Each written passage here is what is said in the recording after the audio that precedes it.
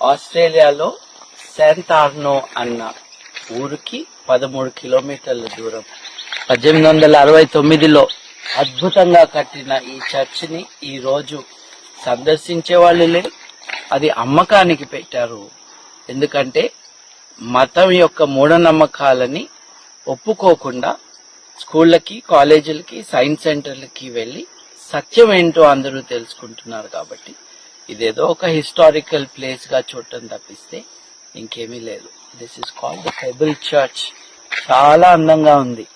కానీ అబద్ధం ఎంత అందంగా ఉన్నా కూడా అబద్ధమే. ఓ మనిషి కన్యకు పుట్టడం, చచ్చిపోయినాక సిలువ వేయబడి చచ్చిపోయినాక మళ్ళీ 3వ రోజుకి ప్రాణం పోసుకుని రావటం, ఇట్లాంటి కాకమ్మ కథలు ఏవి కూడా ఆధునిక మనుషులకి రుచించవు. చూడండి, దుకాన్ బంద్.